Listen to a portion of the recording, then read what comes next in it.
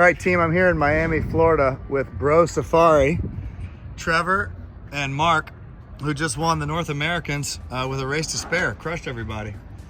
And I wanted to interview them on how they did it. And the first thing they just brought up was music, because they have a speaker here pumping. And can you tell me you actually race with music on? Yeah, we race with speakers, usually 2 speakers to have stereo sound left and right, so it's nice and loud. And we like kind of rhythmic tracks that just allow you to focus and really dial into the boat and what the boat needs, and kind of helps you remove some things you might not need to be thinking about at times. So that's what we do it. Yeah, it works for us. That's awesome. Yeah. And it sounds like fun too. Yeah, I mean, our number one goal this weekend was have fun. Have fun, win races. Nice. So. And does it reduce stress having the music pumping, or? Yeah, man. We like EDM. We want low stress. Rule number 1, have fun. Rule number 2, win races. And nice. That's it. And do you have words with the music, or just beats? It's like dubstep. Dubstep. I love dubstep. Not a lot of words. Just awesome. hour-and-a-half long sets. That's so sweet. At 5 minutes, we put a new set on. Right. And I've been following your results. I saw day 1, it was like a 2-2-1 or something like that, but you were so far ahead of everybody else with 9 points. Everybody else was double digits. What was your starting and tactical philosophy to get those low scores? What was it, like 60 boats or 50 boats or something? Well, it was a small one, 40 boats. Okay. But still, the quality was pretty high. I think like the last 3 or 4 North American champions were here, so they're not going to give up an inch. Right. Look, we came and did, our mantra this week was preparedness. So we prepared all year. We got our butts kicked at this regatta last year. Okay. So we said that doesn't feel good. So it was preparedness. We came and did the pre-event last weekend. It was very similar conditions, northeasterly breeze, all about sailing lifts and good starts, good lanes. Hold your lane off the start until the first shift. Okay. That is, I think, sailboat racing 101. And did you start at the pin of the boat or in the middle, or? Generally, we're always 1/3. We'd never try to be a hero, because you can ruin a regatta by ruining a start at one end. Right. So what we wanted to do is low risk.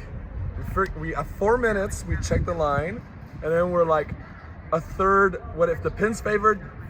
Pin third. If the RC's favored, RC third. Nice. And then with the Vaqueros or whatever you got, you can pin the start. So you can start, there's no more line sag. Yeah. So you can start in the middle, hold your lane. So it's like lowering risks. And that's why we got a lot of single digits, because we didn't never try to be a hero. Right. And you just sail straight for a while until you get a header? Pretty much, exactly that.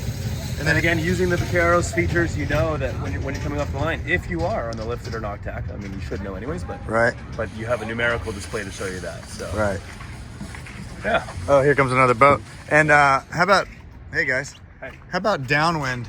Because you round the mark, did you typically go straight, or did you ever jibe set, or what's your philosophy? Well, I mean, the philosophy in this pack is like, probably the edges are better. And it usually would have been pretty hard to jibe set. There might have been a few opportunities, but so you kind of had to, if you were leading the pack, you kind of had to go straight off the mark on starboard tack.